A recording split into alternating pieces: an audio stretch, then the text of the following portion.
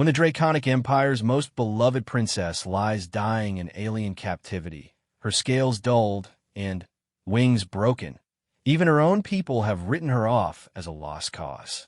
But they never counted on the stubborn compassion of a human medic who refuses to let anyone die on his watch, no matter how impossible the odds or how many galactic laws he has to break. Sometimes the greatest act of defiance is simply caring when the universe tells you not to. Hashtag the forgotten prisoner, Dr. Marcus Chun, had seen enough death in his 32 years to recognize it approaching from a mile away.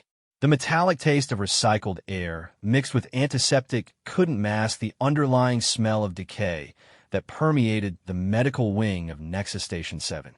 As the only human medic assigned to this godforsaken outpost on the edge of Zenthary space, Marcus had grown accustomed to treating species he'd only read about in xenobiology textbooks. The emergency klaxon shrieked through the corridors, jolting Marcus from his morning coffee. Red warning lights bathed everything in an ominous glow as he grabbed his medical kit and rushed toward the docking bay. Through the reinforced viewport, he could see a massive Zenthary cruiser approaching, its dark hull scarred by what looked like recent battle damage. "Another batch of wounded prisoners," muttered Sergeant Torres, the station's head of security, as she fell in a step beside Marcus. "Command says to patch them up just enough to keep them breathing for interrogation." Marcus's jaw tightened. The Galactic Council's treatment of prisoners of war had grown increasingly harsh since the Draconic Empire had entered the conflict 6 months ago. The Dragons, as humans called them, were fierce warriors with technology that rivaled even the most advanced Coalition species. Their entry into the war on the side of the rebellion had tipped the balance of power, making the Council desperate for any advantage they could find. The docking bay filled with the acrid smell of burned metal as the Zenthary ship settled into place. Marcus watched through the observation window as armored soldiers marched a line of prisoners down the loading ramp. Most were the usual suspects, Corian rebels with their blue-scaled skin and defiant yellow eyes, a few Thalaxian smugglers trying to look invisible, and what appeared to be several human sympathizers in torn Coalition uniforms. But it was the figure at the end of the line that made Marcus's breath catch in his throat. Even hunched over and barely able to walk, the dragon was magnificent. Her scales, which should have been a brilliant emerald green according to every text Marcus had studied, were dulled to an almost gray color. One wing dragged uselessly behind her, clearly broken in multiple places, while the other was folded protectively against her side. Thick metal restraints bound her hands and ankles, connected by energy chains that sparked with each labored step. "Holy hell," Torres whispered. "Is that really what I think it is?" Marcus couldn't take his eyes off the dragon. "Draconis Rex Imperialis," he said quietly, using the scientific classification he'd memorized years ago. "Royal bloodline, judging by the horn structure and scale pattern. This isn't just any dragon. This is draconic nobility." The security sergeant let out a low whistle. No wonder Command's excited. A dragon princess as a prisoner? The intelligence value alone. "She's dying," Marcus interrupted, his medical training overriding everything else. Even from this distance, he could see the telltale signs of system shock, blood loss, and what appear to be severe internal injuries. "Look at the way she's breathing, shallow, irregular. Those restraints are cutting off circulation to her extremities. If someone doesn't treat her soon—" "That's not a problem, Doc," Torres said firmly. "Orders are orders. We keep the prisoners stable enough for questioning, nothing more." Marcus watched as the dragon stumbled and nearly fell. 2 Zenthary guards grabbed her arms roughly, forcing her to keep moving despite her obvious pain. Her head lifted slightly, and for just a moment, Marcus caught sight of her eyes, a deep, brilliant purple that seemed to hold depths of intelligence and pain that took his breath away. The prisoners were herded into the station's detention level, and Marcus was summoned to perform his cursory medical examinations. The detention center was a sterile, cold place designed more for containment than comfort. Each cell was a small cube of reinforced transparent aluminum, barely large enough for a humanoid to lie down comfortably. For someone of the dragon's size, it would be nothing short of torture. Marcus made his way through the standard examinations quickly. A broken arm here, some lacerations there, the usual injuries sustained during capture and transport. Nothing life-threatening, nothing that required immediate intervention. The prisoners would live long enough to be useful to their captors. But when he reached the dragon's cell, Marcus's medical ethics warred violently with his orders. She was curled in the center of the small space, her damaged wings spread awkwardly beneath her. The energy restraints were still in place, preventing her from moving more than a few inches in any direction. Her breathing was labored, each intake a visible struggle that sent ripples of pain across her scaled features. Marcus activated his portable scanner and ran it over her vital signs from outside the cell. What he saw made his stomach clench with professional outrage. Massive internal bleeding, 3 broken ribs, a fractured wing bone that was dangerously close to puncturing her lung, and signs of severe dehydration and malnutrition. Without immediate medical intervention, she would be dead within hours. Status report, Doctor. The voice belonged to Commander Voss, the station's commanding officer. A career military man with dead eyes and a reputation for following orders no matter how morally questionable. Critical condition, Marcus replied honestly. Multiple fractures, internal bleeding, signs of torture. She needs immediate surgery and intensive care, or she won't survive the night. Voss nodded, as if this was exactly what he expected to hear. Understood. Provide enough medical support to keep her conscious and responsive for questioning. Nothing more. Commander, with respect, she needs whatever I say she needs. Dr. Voss cut him off. This dragon is responsible for the deaths of thousands of coalition soldiers. The intelligence we can extract from her could save millions more lives. A little suffering in the service of that greater good is acceptable. Marcus felt his hands clench in a fist. A little suffering? Commander, look at her. This isn't military necessity. This is cruelty. This is war, Doctor. I suggest you remember which side you're on. The commander's footsteps echoed away down the corridor, leaving Marcus alone with his conscience and a dying patient. He looked back at the dragon, who had somehow managed to lift her head and was watching him with those incredible purple eyes. There was no pleading in that gaze, no desperate appeal for mercy, just a quiet dignity that somehow made her situation even more heartbreaking. Marcus had joined the Coalition Medical Corps straight out of university, driven by a desire to save lives and make a difference in the galaxy. He'd sworn an oath to do no harm, to preserve life wherever he found it, regardless of species, politics, or personal feelings. But somewhere along the way, that oath had become increasingly difficult to honor. The war had changed everything. Species that had lived in peace for generations were now tearing each other apart over philosophical differences about governance and freedom. The coalition insisted they were fighting to preserve order and stability, while the rebels claimed they were battling for the right to self-determination. Marcus had stopped trying to figure out who was right and who was wrong. All he knew was that people were dying, and it was his job to try to save them. But this was different. This wasn't a soldier wounded in honest combat or a civilian caught in crossfire. This was a sentient being being slowly tortured to death for information, and he was being ordered to be complicit in that torture by keeping her just healthy enough to suffer. Marcus made a decision that would change everything. He waited until the shift change brought in the Skeleton Knight crew, then made his way back to the detention level with a medical kit and a portable surgical unit. The dragon was worse than before, her breathing even more labored, her scales having lost what little color they'd retained. "I'm going to help you," he said quietly as he approached her cell. "But I need you to trust me." The dragon's eyes opened, focusing on him with difficulty. For a moment, Marcus thought she might try to speak, but then she simply nodded once, a barely perceptible movement that nonetheless conveyed understanding and acceptance. Marcus activated the cell's manual override using his medical authorization codes. Technically, he was allowed to enter prisoner cells for medical emergencies, and this certainly qualified. The hard part would be explaining what he was about to do to anyone who asked.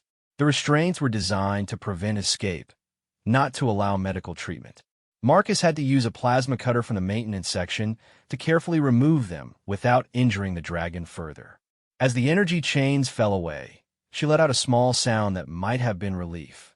"Can you understand me?" Marcus asked as he began setting up his surgical equipment. "Yes," the dragon replied, her voice barely a whisper, but surprisingly melodious despite her condition. You are human." "Dr. Marcus Chun," he said, running his scanner over her injuries again now that he could get detailed readings. "And you're in pretty bad shape. I'm going to do what I can, but I need you to stay still and trust me." "Why?" she asked. "You're kind, and mine, we are enemies now." Marcus paused in his preparations. It was a fair question, and one he wasn't sure he had a good answer for. "Because you're hurt, and I'm a doctor. That's reason enough." Something changed in the dragon's expression, a softening around the eyes that might have been surprise or gratitude. "My name is Lyralii," she said quietly. "Princess Lyralii of the 13th house of Draconus Prime." Marcus nodded respectfully. "Well, Your Highness, let's see about getting you patched up." The next several hours passed in a blur of careful surgery and desperate improvisation. Marcus had never operated on a dragon before, but the basic principles of trauma surgery were universal. Stop the bleeding, stabilize the fractures, repair what could be repaired, and hope for the best. Lyralii's physiology was fascinating from a medical perspective. Her bones were hollow like a bird's, but incredibly strong, designed to support flight while minimizing weight. Her scales weren't just protective armor, but also contained an intricate network of nerve endings that helped regulate temperature and detect air currents. Most remarkably, her blood contained what appeared to be metallic nanoparticles that actively fought infection and promoted healing. "Remarkable," Marcus murmured as he worked to set her wing bones. "Your species' natural healing capabilities are incredible. If I could just get everything aligned properly." "Human medicine," Lyralii said weakly, "is different than I expected. Gentler. All medicine should be gentle," Marcus replied, carefully suturing an internal wound. "The whole point is to heal, not to cause more harm." "That is not what we were told about your species," she said. "We were told humans were brutal, without honor, that they showed no mercy to the defeated." Marcus was quiet for a moment, focused on his work. "I guess both our peoples have been told a lot of things that aren't true," he finally said. "War has a way of making everyone into monsters in each other's eyes." As dawn approached, Marcus stepped back to survey his work. Lyralii's vital signs had stabilized. Her wing was properly set and splinted, and the internal bleeding had stopped. She was still weak and would need time to recover, but she would live. "Thank you," she whispered, her eyes bright with unshed tears. "I had accepted my death. To find compassion in such an unexpected place." "Don't thank me yet," Marcus said grimly. "When Command finds out what I did, there's going to be hell to pay. They wanted you kept barely alive, not actually healed. Then why did you do it?" Marcus cleaned his instruments thoughtfully. "Because I became a doctor to save lives, not to watch people die slowly. Because I've seen enough suffering for 10 lifetimes, and I refuse to add to it when I can prevent it. And because—" He paused, meeting her eyes. "Because you looked at me like you still had hope, even when everything else had been taken from you. I couldn't let that hope die." Lyralii managed a small smile. "Perhaps there is more to your species than we understood. Perhaps there's more to all our species than we understand," Marcus replied. "Maybe that's what this war is really about. Fear of the unknown, fear of each other." The sound of footsteps in the corridor made both of them freeze. Marcus quickly gathered his equipment and stepped out of the cell, reactivating the containment field just as Commander Voss appeared with 2 security guards. "Dr. Chun," Voss said coldly, "you've been here quite a while. I trust the prisoner is ready for interrogation." Marcus met the commander's gaze steadily. "She's stable." But I should warn you, she's been through significant trauma. Push too hard too fast, and you might lose her entirely. Voss studied him suspiciously. You seem unusually concerned about her welfare, Doctor. I'm concerned about keeping her alive long enough to be useful to you, Marcus replied carefully. Dead prisoners don't provide intelligence. The commander seemed satisfied with this answer. Very well. We'll begin questioning this afternoon. Make sure she's conscious and responsive. After they left, Marcus allowed himself a moment of relief. He bought Lyralii some time to heal, but he knew it was only temporary. Eventually, someone would notice that she was recovering too quickly, that her injuries were healing too well. And when they did, there would be consequences for both of them. But as he looked back at the dragon princess, who was now resting peacefully for the first time since her capture, Marcus knew he'd made the right choice. In a war where compassion was seen as weakness and mercy as betrayal, sometimes the most radical act was simply being human. He just hoped that when the time came to pay the price for his compassion, it would be worth it. #the price of compassion. 3 days had passed since Marcus performed emergency surgery on Princess Lyralii, and the consequences of his actions were beginning to manifest in ways he hadn't anticipated. The dragon's remarkable healing abilities, enhanced by proper medical treatment, had accelerated her recovery far beyond what anyone expected. What should have been a slow, painful death was instead becoming a miraculous recovery that was attracting unwanted attention. Marcus stood outside Lyralii's cell, reviewing her latest medical scans on his portable tablet. Her vital signs were stronger than they'd been since her arrival. Her internal injuries were healing at an almost impossible rate, and the fractures in her wing were already showing signs of bone regeneration. It was medically fascinating and politically dangerous. Quite remarkable, isn't it? Marcus turned to find Dr. Elena Vasquez, the station's xenobiology specialist, approaching with her own scanner in hand. Elena was brilliant, dedicated to her research, and, unfortunately, completely loyal to the Coalition's goals regardless of their moral implications. What's remarkable? Marcus asked carefully. The prisoner's recovery rate, Elena replied, gesturing toward Lyralii. When she arrived 3 days ago, I gave her less than 6 hours to live. Now look at her. It's almost as if someone provided her with extensive medical intervention. Marcus felt sweat beading on his forehead despite the cool recycled air. Dragon physiology is incredibly resilient. The texts indicate they can recover from injuries that would kill most humanoid species. Yes, but not without proper medical care, Elena said, activating her scanner and pointing it at Lyralii. These readings suggest surgical intervention, advanced wound repair, even what appears to be intravenous nutrient supplementation. Fascinating work, really. Almost human in its approach. Inside her cell, Lyralii remained motionless, but Marcus could see her eyes tracking their conversation. She was awake, alert, and undoubtedly understanding every word. Her recovery had been so remarkable that the energy restraints had been restored, though at a lower power setting that allowed for basic movement.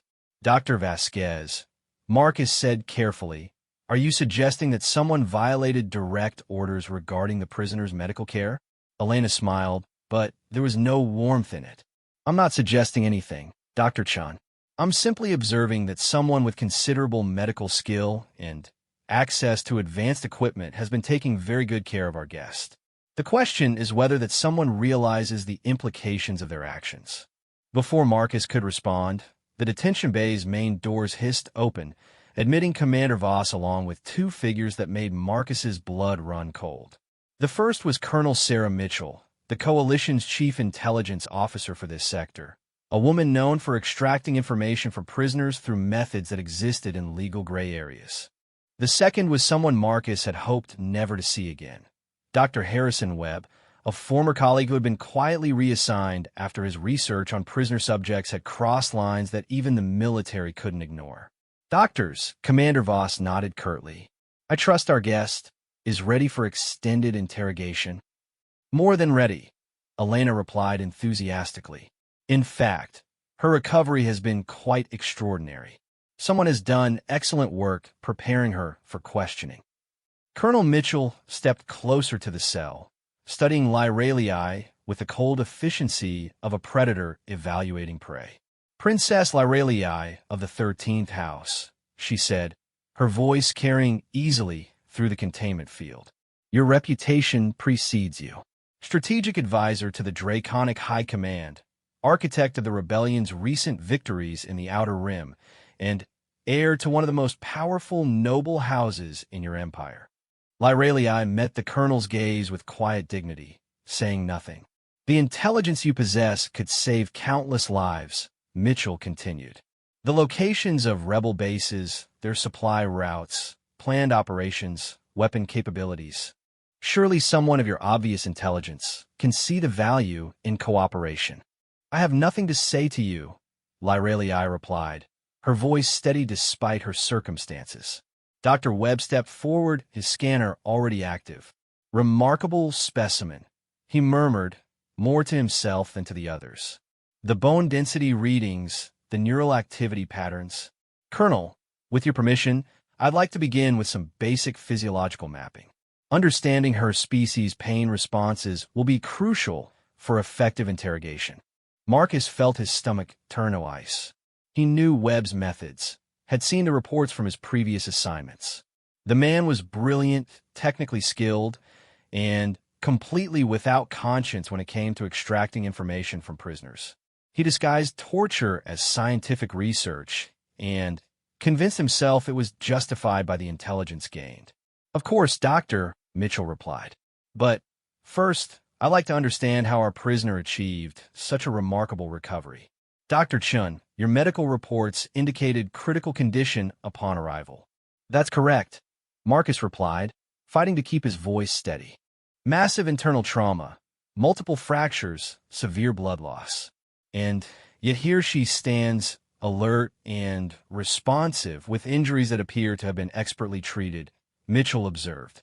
"Dragon physiology is remarkable, but even they require medical intervention for injuries this severe." Elena cleared her throat. "Colonel, if I may, the surgical precision evident in her treatment suggests someone with advanced training and access to our medical facilities. The work is quite sophisticated, exactly the kind of intervention that would maximize her intelligence value while ensuring her survival." Marcus realized with growing horror that Elena was trying to protect him by framing his unauthorized surgery as following orders rather than violating them. But her protection came with a price. It meant the colonel would assume the excellent medical care was intentional, making Lyralii a high-value intelligence asset instead of a dying prisoner to be written off. "Excellent," Mitchell said with satisfaction. "Then she's ready for Dr. Webb's more advanced techniques. Doctor, how long do you estimate before we can begin neural mapping?" Webb consulted his scanner readings. "Given her current condition, we could begin immediately. The species' enhanced healing means we could be quite aggressive in our methods without risking permanent damage." Marcus watched Lyralii's face as she processed this conversation. Her expression remained calm, but he could see the slight tightening around her eyes, the almost imperceptible tension in her posture. She understood exactly what Dr. Webb was proposing, and she was afraid. "If I may," Marcus interjected, "the prisoner has been through significant trauma. Moving too quickly could cause system shock that might affect the reliability of any information obtained." Webb turned to him with irritation. "Dr. Chun, neural mapping is a precise science. I'm not suggesting crude interrogation techniques. This is sophisticated psychological and physiological analysis designed to identify optimal pressure points for information extraction. What Dr. Webb means," Colonel Mitchell added smoothly, "is that we'll be exploring the most efficient ways to encourage cooperation. Nothing that violates coalition regulations regarding prisoner treatment." Marcus knew that coalition regulations have been quietly modified over the past year to allow increasingly aggressive interrogation techniques. What had once been considered torture was now classified as enhanced persuasion or accelerated information recovery. The euphemisms didn't change what it actually was. I understand, Marcus said carefully. I'm simply suggesting that a gradual approach might yield better results. Allow her to fully stabilize, then begin with standard psychological assessment before moving to more intensive methods. Your concern for the prisoner's welfare is noted, Doctor, Mitchell replied coldly. But we have a war to win, and this prisoner possesses information that could significantly shorten that conflict. Every day we delay means more coalition soldiers die in battles we could have prevented. Dr. Webb was already setting up his equipment outside Lyreliai's cell. Neural scanners, stress monitors, and devices that Marcus didn't recognize but that filled him with dread. The beauty of modern interrogation, Webb explained to the assembled group, is that we can monitor the subject's responses in real time. Pain, fear, desperation, they all create distinct neural patterns that we can read and manipulate. This is torture, Lyreliai said quietly, speaking for the first time since the interrogation team arrived. You dress it in scientific language, but it is still torture. It's intelligence gathering, Colonel Mitchell corrected, and it's necessary to save lives. Whose lives? Lyreliai asked. Your soldiers who invaded our worlds? Your colonists who displaced our people? Or perhaps the lives of the rebels fighting for their freedom? Mitchell's expression hardened. Freedom? Your rebellion has destabilized entire sectors, Princess. Billions of beings who lived in peace under coalition protection now face war, starvation, and chaos. How many innocent lives is your freedom worth? How many innocent lives is your control worth? Lyreliai countered. You speak of peace, but it is the peace of the grave for those who dare to disagree with you. Dr. Webb looked up from his equipment with obvious excitement. Excellent. She's already providing valuable intelligence about rebel motivations and philosophical frameworks. Colonel, this is going to be quite productive. Marcus watched this exchange with growing desperation. The conversation had shifted from whether to interrogate Lyreliai, to when, and how extensively. His moment of compassion had saved her life, but it had also delivered her into the hands of people who would use that life to inflict maximum suffering in service of their goals. If we're proceeding with enhanced interrogation, Marcus said, I should remain present to monitor her medical condition. Dragons have different physiological responses to stress than humanoids. Without proper monitoring, you might accidentally cause permanent damage before obtaining the intelligence you need. Webb frowned. Dr. Chun, I'm perfectly capable of monitoring a subject's vital signs during questioning. With respect, Doctor, you're not a medical practitioner. Your expertise is in information extraction, not patient care. If something goes wrong, you'll need someone with medical training to intervene. Colonel Mitchell considered this. Valid point. Dr. Chun, you'll observe and provide medical support as needed. But you will not interfere with Dr. Webb's procedures unless there's an immediate threat to the prisoner's life. Is that understood? Marcus nodded reluctantly. It wasn't much, but it would keep him in a room, able to monitor Lyreliai's condition and potentially intervene if Webb went too far. Understood, Colonel. Excellent. Mitchell turned to address the group. Gentlemen, doctors, we have an opportunity here to gain intelligence that could change the course of this war. Princess Lyreliai possesses strategic information about rebel operations, military capabilities, and future plans. Dr. Webb will lead the interrogation, with Dr. Chun providing medical support and Dr. Vasquez documenting any biological or technological intelligence gathered. Elena nodded diligently. Colonel, the opportunity to study draconic neural patterns, pain responses, and psychological frameworks could provide valuable insights for future operations against their species. Marcus felt sick. What had started as his attempt to save a life was rapidly becoming a scientific justification for systematic torture. Elena's enthusiasm for studying Lyreliai's responses would provide academic cover for whatever Webb chose to do, while his own presence would ensure the prisoner remained alive long enough to suffer through extended questioning. When do we begin? Webb asked, his equipment now fully assembled. Tomorrow morning, Mitchell replied. I want the prisoner to have time to fully understand her situation. Sometimes anticipation can be as effective as the actual procedure. As the group began to disperse, Marcus caught Lyraliai's eye through the containment field. Her expression was calm, resigned even, but he could see the fear beneath the surface. She had trusted him when he offered to help her, and now that trust had led her into an even worse situation than the slow death she'd been facing before. Dr. Webb paused beside Marcus as they left the detention area. "Interesting patient," he said conversationally. "The neural density readings are extraordinary. I suspect dragons might have considerably higher pain thresholds than most species, which means we could be quite aggressive in our approach." "Harrison," Marcus said quietly, "she's still a sentient being. Whatever intelligence you're after, surely there are limits to what you're willing to do to get it." Webb looked genuinely puzzled by the question. "Marcus, we're fighting for the survival of galactic civilization. The rebels want to tear down everything we've built, return to the chaos and violence of the pre-coalition era. If we have to hurt one dragon princess to save billions of lives, how is that even a question? And if the intelligence she provides is used to commit atrocities against her people, if saving coalition lives means genocide for the dragons, then that's a price I'm willing to pay," Webb replied without hesitation. "War requires hard choices, Marcus. I'm surprised you haven't learned that by now." After Webb left, Marcus remained in the corridor outside the detention area, struggling with the knowledge of what was coming. He had saved Lyraliai's life, but in doing so, he had condemned her to suffering that might be worse than the death she'd been facing. The road to hell, he reflected bitterly, was indeed paved with good intentions. Inside her cell, Lyraliai sat quietly, her enhanced hearing having undoubtedly caught every word of the conversation. When she noticed Marcus still standing outside, she approached the containment field.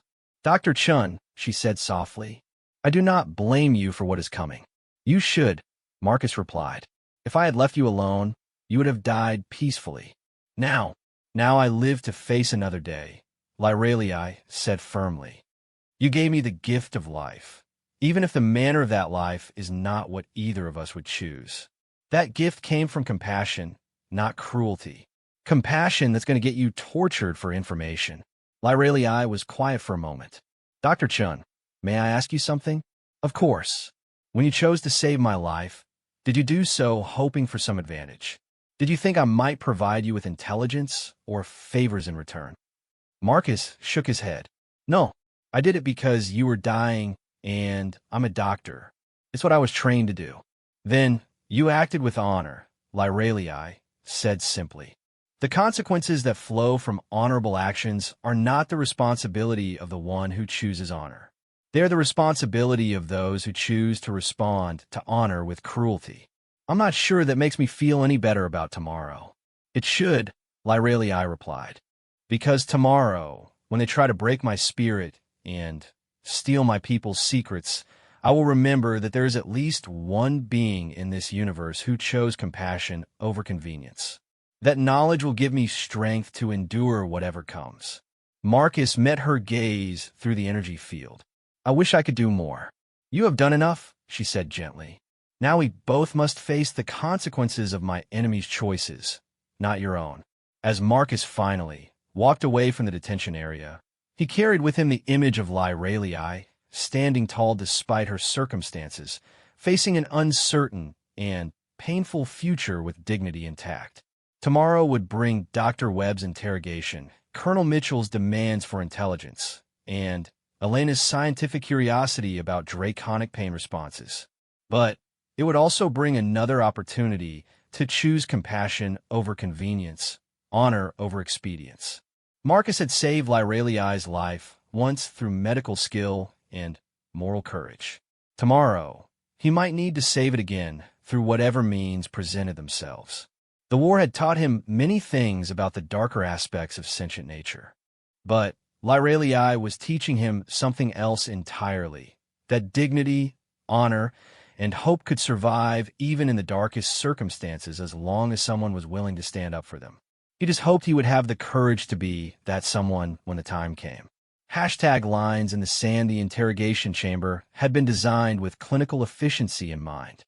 White walls, bright lighting, and an atmosphere of sterile professionalism that was supposed to make the proceedings seem scientific rather than barbaric. Dr. Harrison Webb had spent the early morning hours arranging his equipment with the precision of a surgeon preparing for a complex operation. Marcus stood in the observation area, watching through reinforced transparent aluminum as Webb made his final preparations. The neural mapping devices hummed with quiet menace, their sensors calibrated to detect the slightest changes in brain activity, stress hormones, and pain responses. Everything was designed to turn suffering into data. Remarkable technology, Dr. Elena Vasquez commented from beside him. We'll be able to monitor every aspect of her physiological and psychological state in real time. The scientific value alone is extraordinary. The scientific value, Marcus repeated, his voice carefully neutral. Is that what we're calling this? Elena turned to him with a slight frown. Dr. Chun, surely you understand the broader implications of this research. The knowledge we gain about draconic psychology, their pain thresholds, their decision-making processes, it could revolutionize our understanding of non-human cognition. Through the chamber speakers, they could hear Webb conducting his equipment checks, testing each neural probe and monitoring device. The sound was precise, methodical, and utterly cold. Marcus had once respected Webb as a colleague, even admired his technical skills. Now he wondered how someone could become so detached from the suffering their work caused. Beginning initial neural mapping, Webb announced to the observation room. Colonel Mitchell, are you ready to proceed? Proceed, Doctor, came the colonel's voice through the communication system. Marcus watched as two security guards brought Lyralii into the chamber. The energy restraints had been replaced with more sophisticated devices, neural inhibitors that could deliver precise electrical impulses to specific nerve clusters, causing everything from mild discomfort to excruciating agony without leaving physical marks. Despite her circumstances, Lyralii maintained her dignity. She walked with her head held high, her purple eyes alert and unafraid. When she saw the equipment Webb had prepared, her expression didn't change, but Marcus noticed the slight tightening of her jaw muscles, the only sign that she understood exactly what was about to happen to her. Princess Lyralii, Webb said with professional courtesy as the guard secured her to the examination chair. I'm Dr. Harrison Webb. I'll be conducting your debriefing today. Debriefing, Lyralii replied quietly. Another euphemism. Do you have many of those, Dr. Webb? Ways to describe torture that make it sound medical and proper.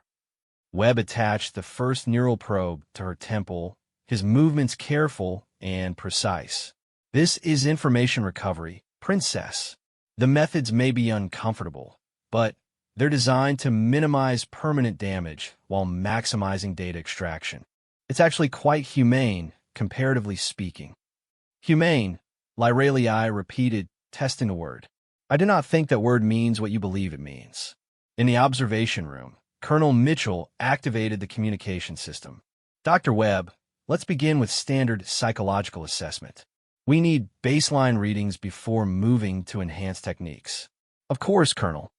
Webb consulted his tablet, pulling up a list of questions. Princess, let's start with something simple. What is your current military rank within the draconic hierarchy? I'm a princess of the blood, Lyralii replied steadily. I hold no formal military rank, but you serve as strategic advisor to the High Command. That's a military position. I serve my people as they have need. Sometimes that means offering counsel on military matters. Sometimes it means other things. Webb made notes on his tablet while monitoring the neural readings. Interesting. She's telling the truth about not holding formal rank, but there's significant neural activity around the concept of service to her people. Let's explore that. Tell me about your role in the recent rebel victories in the Outer Rim, Webb continued. I provided counsel when it was requested. What kind of counsel? The kind that helped my allies understand the enemy they faced. Marcus watched the neural monitors spike as Webb asked his questions. Not because Lyralii was lying, The readings indicated she was being completely truthful, but because each question forced her to think about the people she was trying to protect. Her pain wasn't from deception, but from a knowledge that her answers might endanger those she cared about. She's being honest, but evasive, Webb announced to the observation room. The neural patterns suggest she's genuinely trying to answer truthfully while revealing minimal strategic information. Let's increase the pressure. Webb activated one of the neural inhibitors, sending a mild electrical pulse through the probe attached to Lyraliai's temple. Her body went rigid, her hands clenching involuntarily, but she made no sound. "Let's try again," Webb said calmly. "What specific intelligence did you provide regarding coalition fleet movements in the Outer Rim?" I helped them understand your tactics," Lyraliai said, her voice slightly strained. "Your commanders follow patterns. Once you understand the patterns, you can predict their choices." "What patterns specifically?" Another electrical pulse, stronger this time. Lyraliai's jaw clenched, and Marcus could see her fighting to control her breathing. "Colonel," Marcus said into his communication unit, "the subject's stress levels are approaching dangerous thresholds. If we push too hard too quickly, we risk neurological damage that could make her unable to provide reliable information." "Noted, Dr. Chun," Mitchell replied. "Dr. Webb, what are your readings?" "Well within acceptable parameters," Webb reported. "Dragons have remarkably robust nervous systems. We could be much more aggressive than with most humanoid species." Marcus felt his stomach clench as he realized that Lyraliai's extraordinary resilience, the same quality that had allowed her to survive her initial injuries, was now being used as justification for inflicting greater suffering. "Tell me about the rebel base in the Kepler system," Webb continued, adjusting his equipment. "What defenses have they prepared against coalition assault?" "I know nothing about specific defensive preparations," Lyraliai replied. The neural monitors spiked sharply, not indicating deception, but showing the mental strain of trying to answer honestly while protecting classified information. "That's interesting," Webb mused. "You're not lying about not knowing specific details, but you clearly know something about the general defensive philosophy. Let's explore that." He activated multiple neural inhibitors simultaneously. Lyraliai's entire body went rigid, her back arching against the restraints as controlled electrical impulses flooded her nervous system. For the first time, she made a sound, a low groan that spoke of agony carefully contained. "Stop," Marcus said sharply, moving toward the communication panel. "Dr. Chun," Colonel Mitchell's voice was ice cold. "You will observe and provide medical support only. Do not interfere with the interrogation." "She's in respiratory distress," Marcus protested. "Her heart rate is becoming erratic. You're going to cause permanent neurological damage."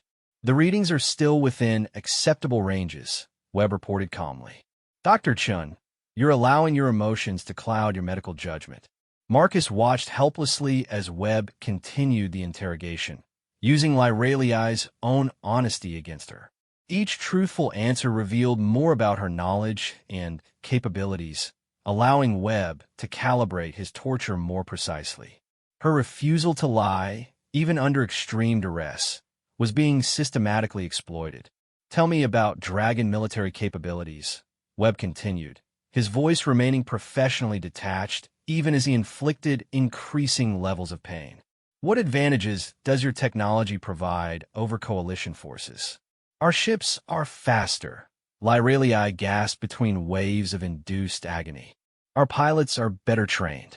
Our weapons are more precise." "How much faster? What kind of training? What makes the weapons more precise?" When she didn't immediately answer, Webb increased the intensity again. This time, Lyraliai couldn't suppress a cry of pain, a sound that cut through Marcus like a physical blow. "You're torturing her," Marcus said flatly, no longer caring about protocol or consequences. "I'm extracting vital intelligence that will save coalition lives," Webb replied without looking up from his monitors. "Every piece of information she provides could prevent thousands of casualties." "At what cost?" Marcus demanded.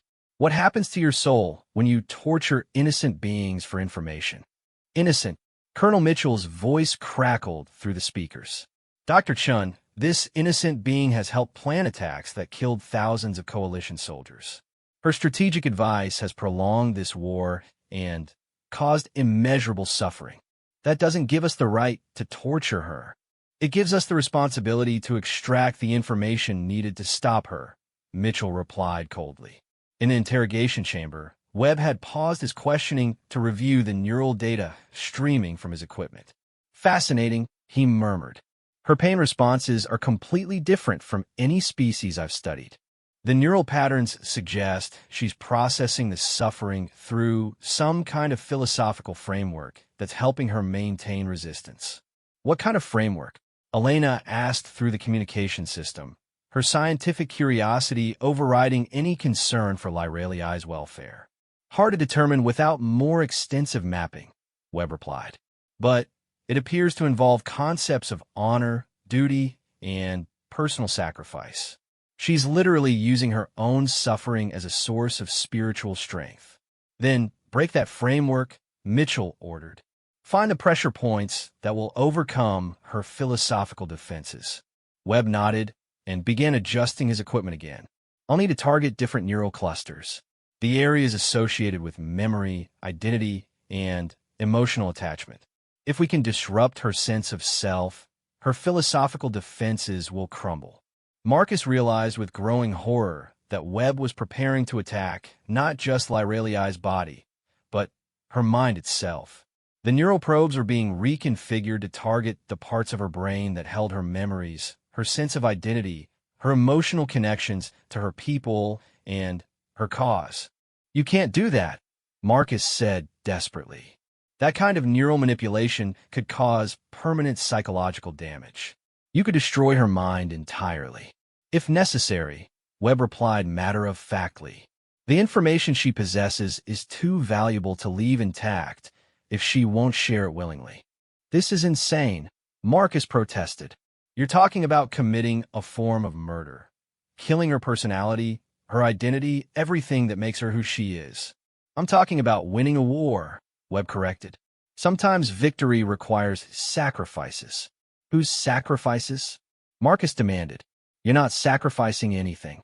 You're forcing her to sacrifice everything while you maintain your comfortable distance and professional detachment.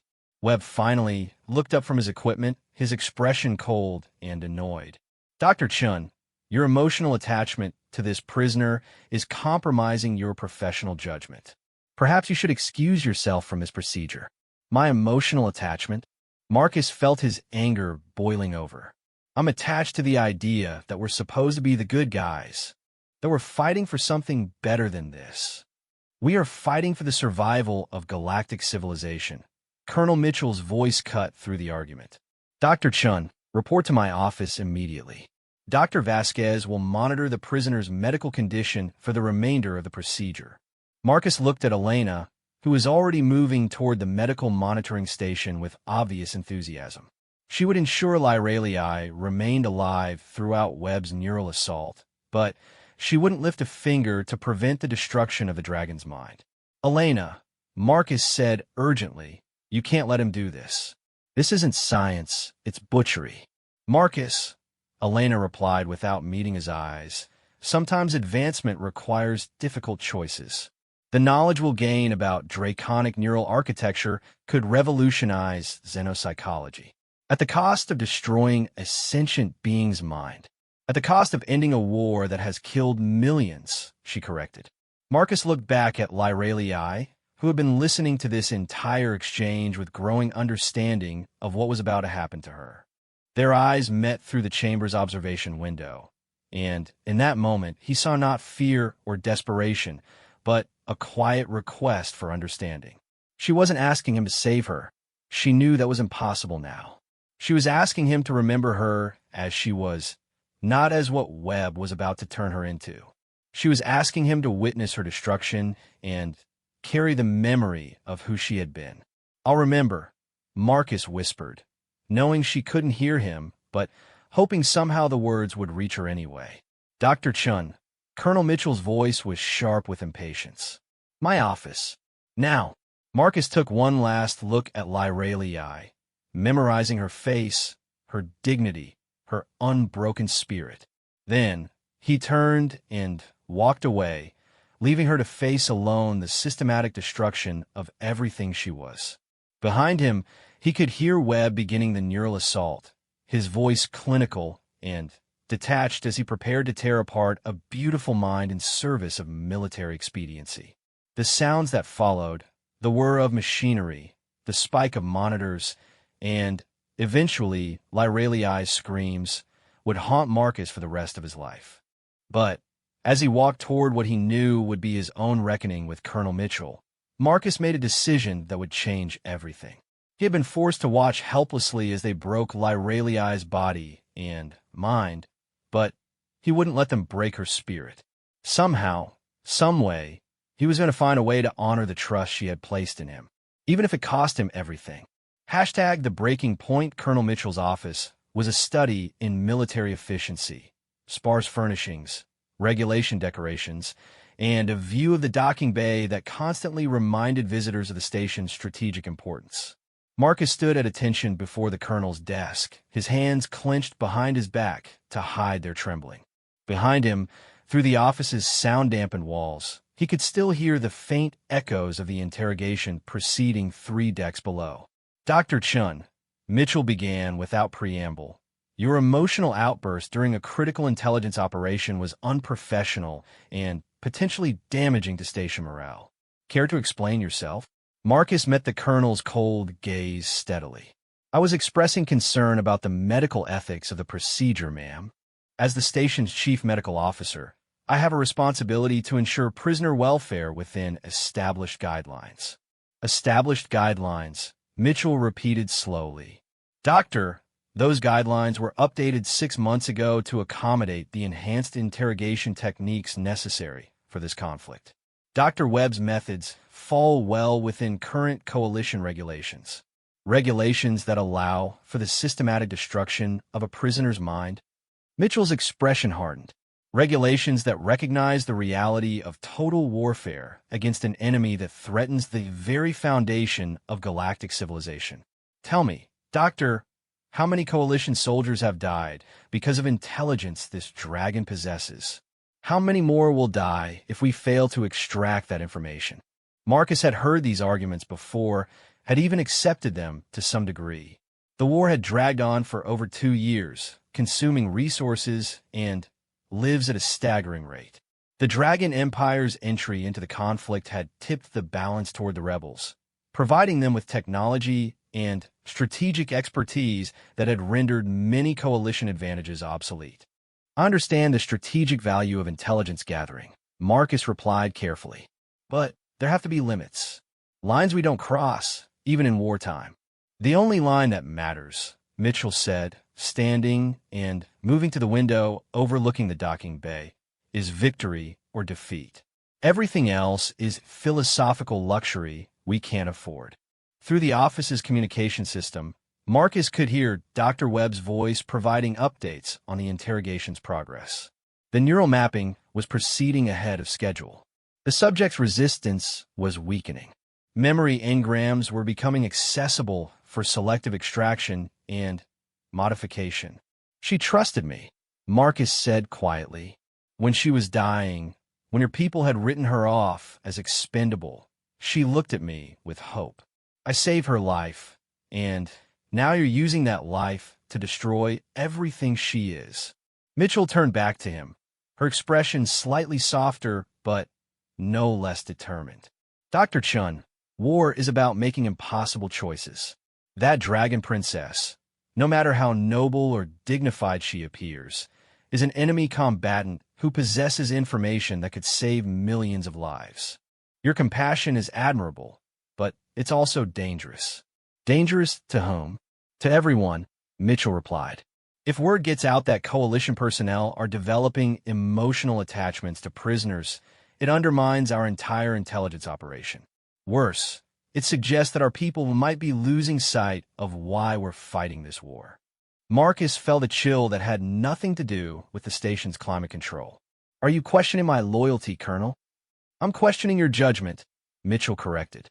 and wondering whether you've become too emotionally compromised to continue serving in your current capacity.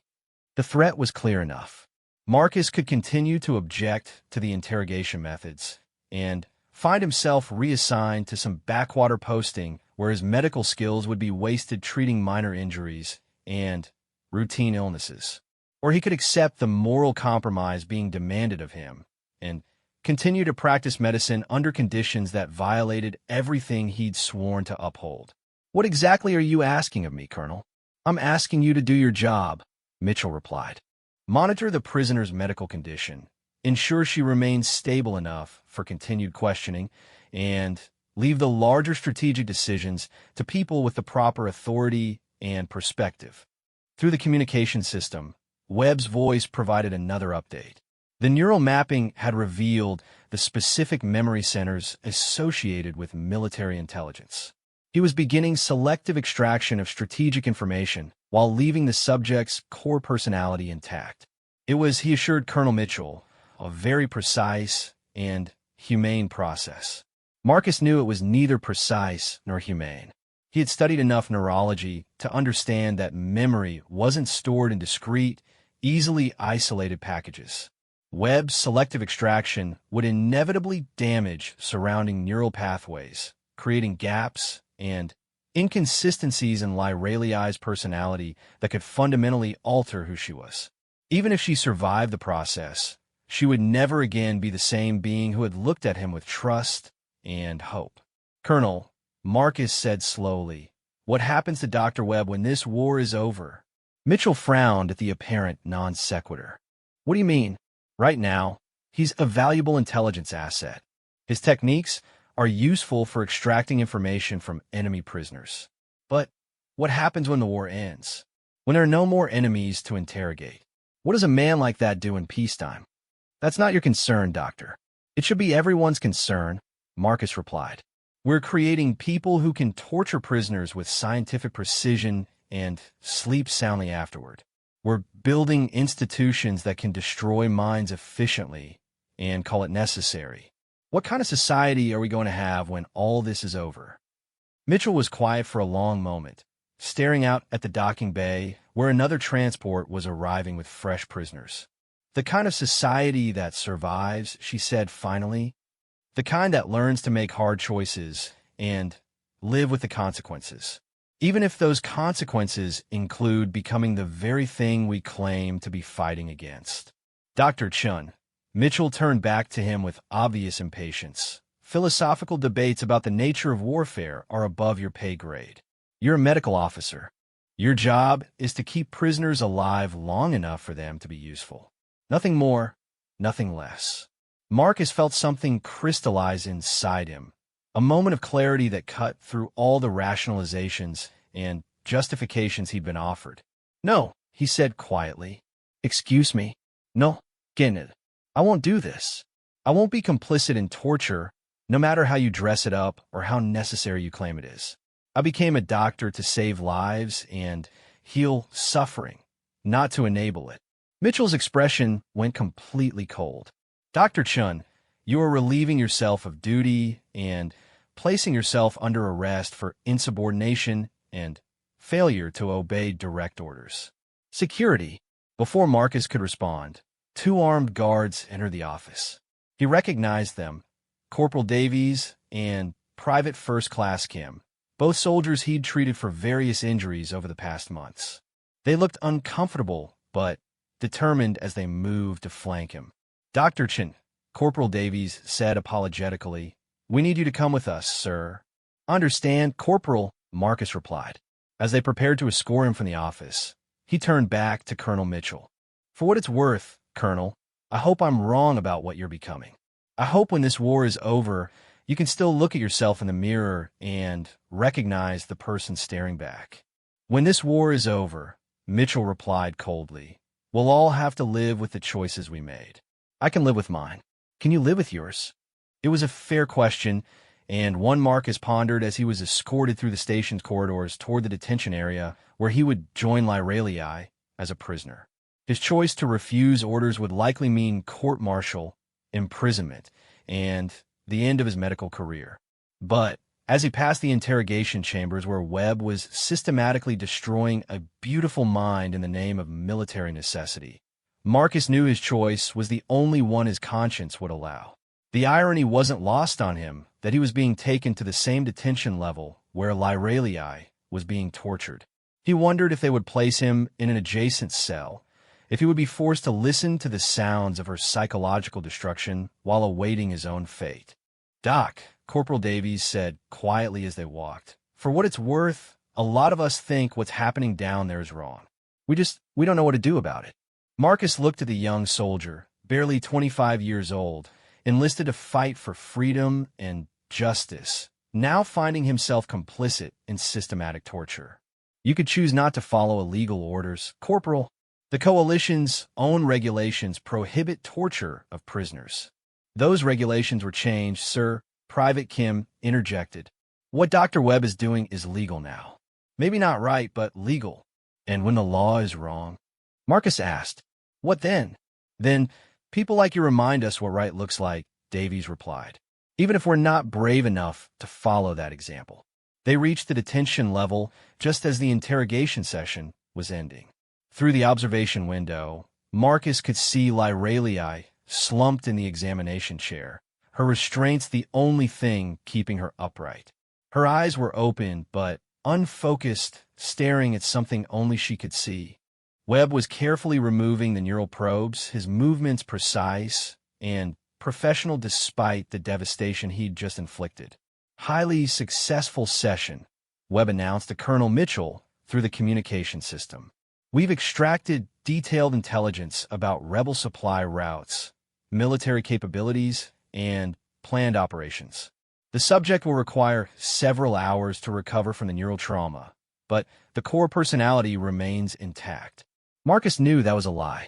Even from this distance, he could see the subtle changes in Lyralii's posture, the vacant quality in her eyes, the way she held her head as if struggling to remember something important. Webb had taken more than just military intelligence.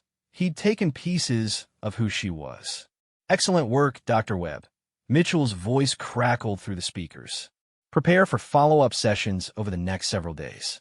We'll extract every piece of useful intelligence she possesses." As the guards processed Marcus for detention, he found himself thinking about Lyralii's words from days earlier. The consequences that flow from honorable actions are not the responsibility of the one who chooses honor.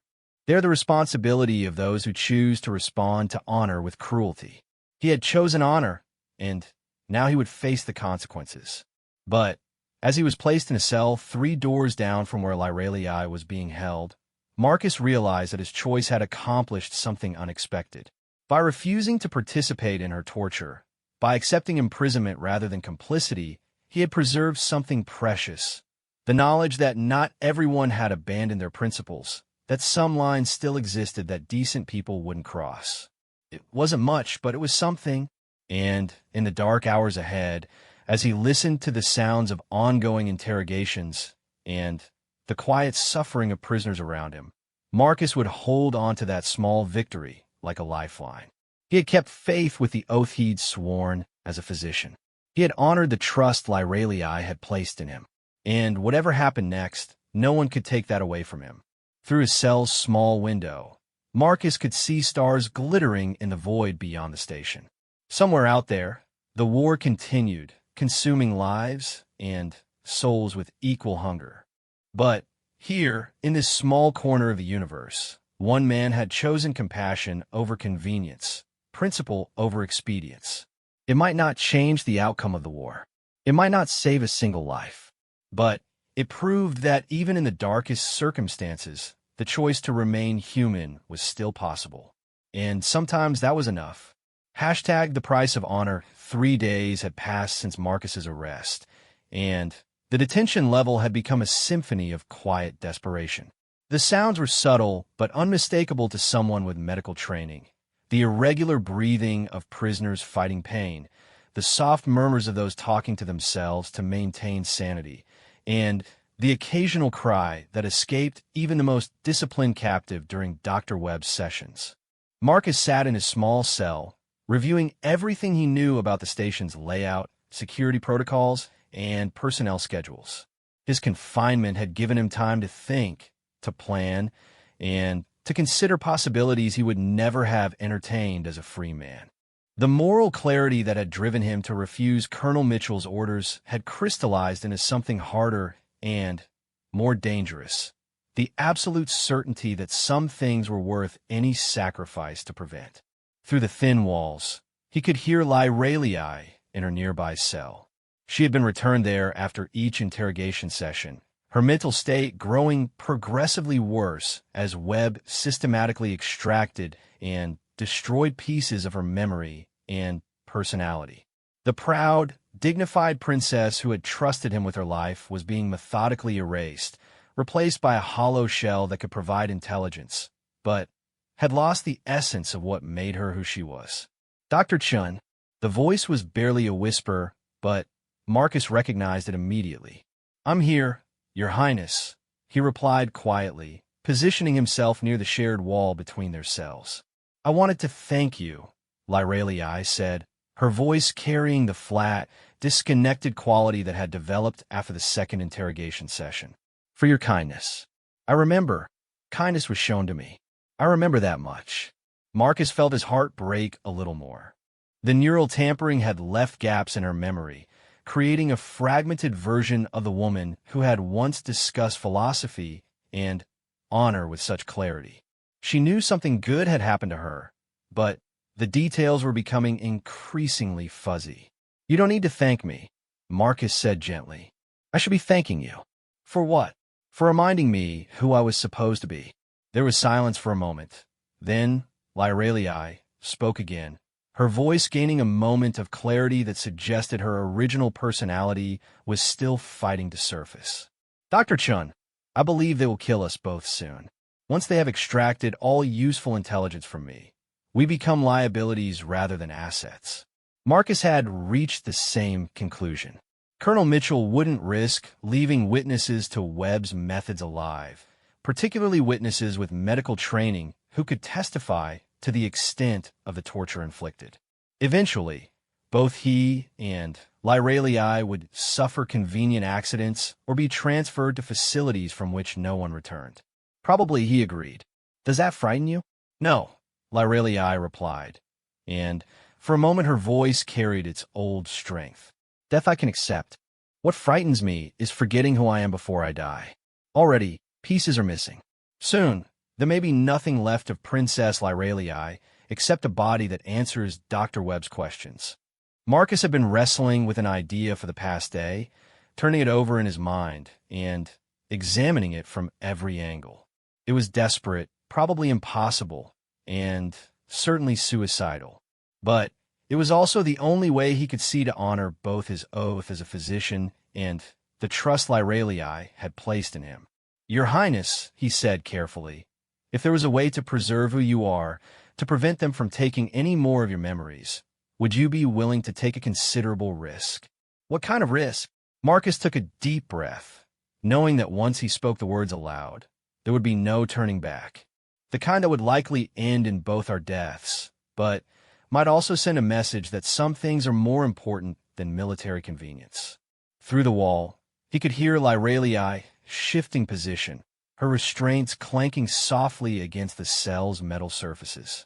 "Tell me," she said simply. "Tomorrow night is the shift change rotation." Marcus began, recalling details from his months of observing station operations. For approximately 20 minutes, the detention level is minimally staffed while the night security team transitions. During that window, it might be possible to access the medical supply storage and the station's communication array. To what end? Marcus had worked out the details during long hours of careful thought. To send a transmission to the rebel forces operating in this sector, providing them with the station's defensive capabilities, security protocols, and current prisoner roster. And to ensure that transmission includes a complete record of what was done to you here. A record that would implicate you as well as our captors, Lyralii pointed out. Yes, Marcus acknowledged, but it would also provide evidence of war crimes that could be used in future legal proceedings. More importantly, It would let your people know that at least one coalition citizen refused to participate in torture, even at the cost of his own life. Lyralii was quiet for several minutes, processing this proposal.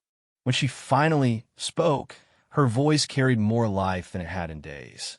Dr. Chun, such a transmission would invite an immediate attack on this station. The rebels would be forced to act on the intelligence you provide, if only to prevent further torture of their captured personnel. I know, Marcus replied. This station would be destroyed, and everyone on it would die, including us, including innocent personnel who had nothing to do with my torture. Marcus had wrestled with this aspect of his plan more than any other. The station housed nearly 300 people, many of them non-combatants performing routine maintenance, administration, and logistics functions.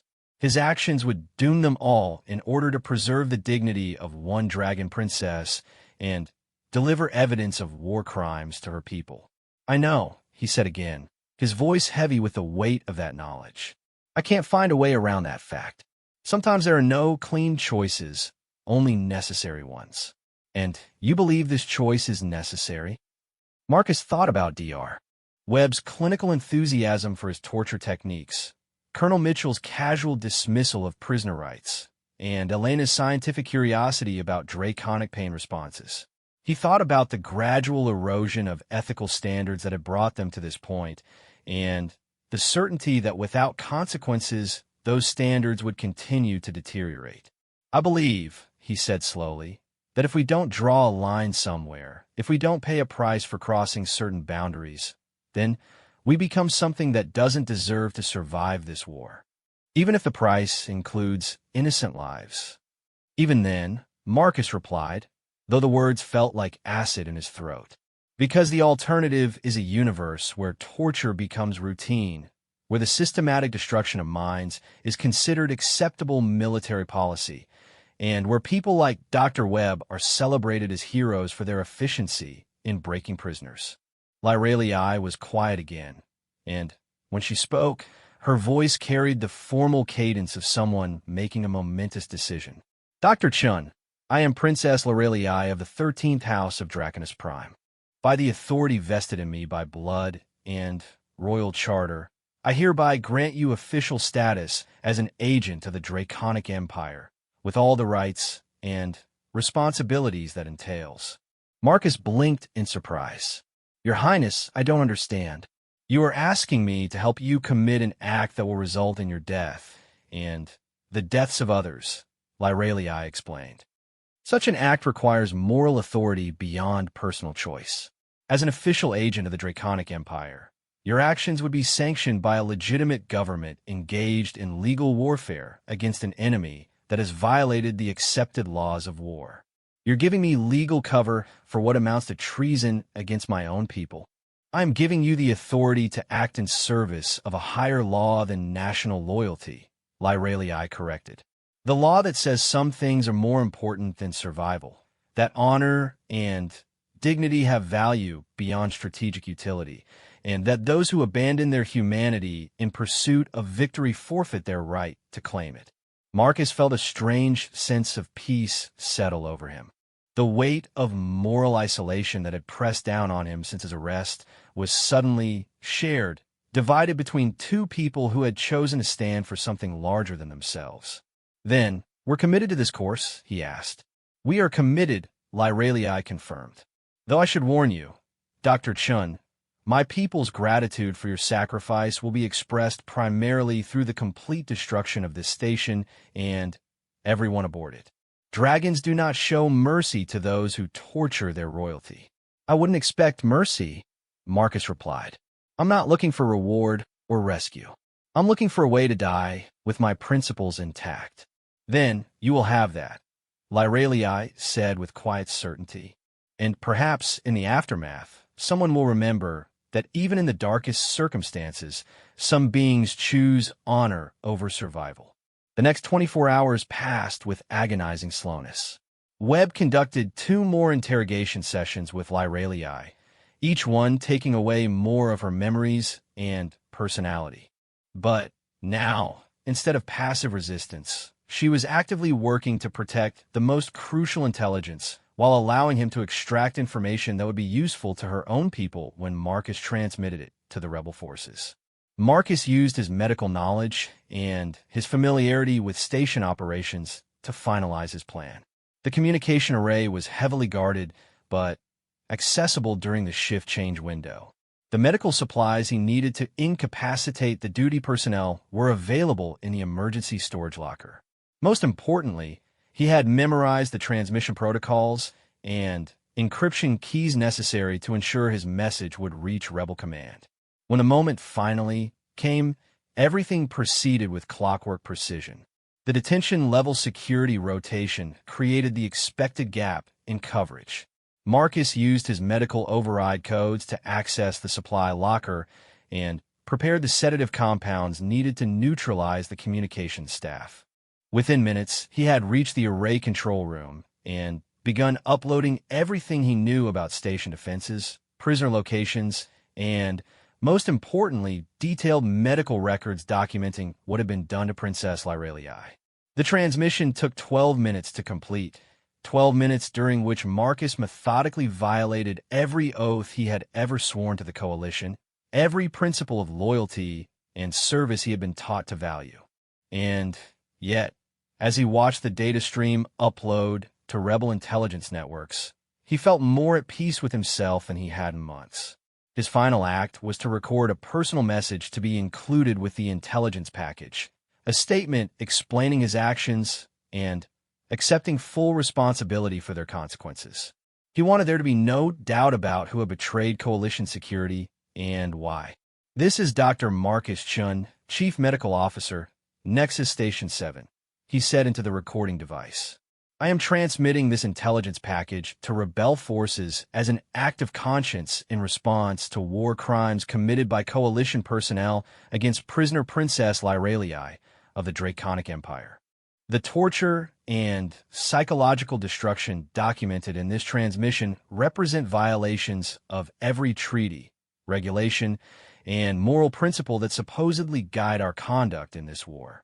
I cannot stop these crimes, but I can ensure they do not go unwitnessed and unpunished." He paused, thinking about the 300 people whose lives his actions would claim and the moral weight of that choice. "I accept full responsibility for the consequences of this transmission, including the loss of innocent lives that will result from rebel action based on this intelligence. Sometimes the choice is not between good and evil, but between different kinds of evil. I choose the evil that preserves human dignity over the evil that destroys it." The alarm klaxons began sounding just as Marcus finished his recording and initiated final transmission. Security forces would reach the communication center within minutes, but it was already too late. The intelligence package was uploaded, encrypted, and beyond recall. Marcus walked calmly back to the detention level, where he found his cell door still open. Lyralii was waiting for him, her restraints somehow removed, standing by the small window that looked out at the stars.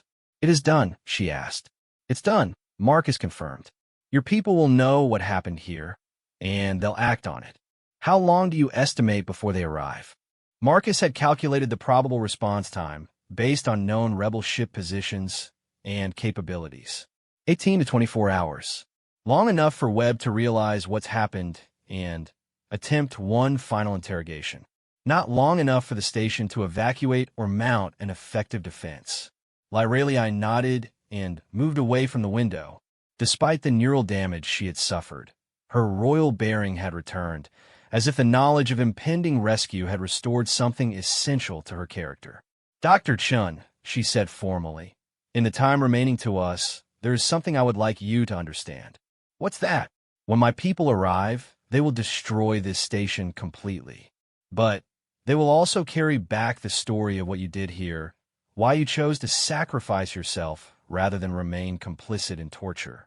That story will be remembered, not just by dragons, but by all the species who hear it. You will become a symbol of the possibility that honor can survive even in the worst circumstances."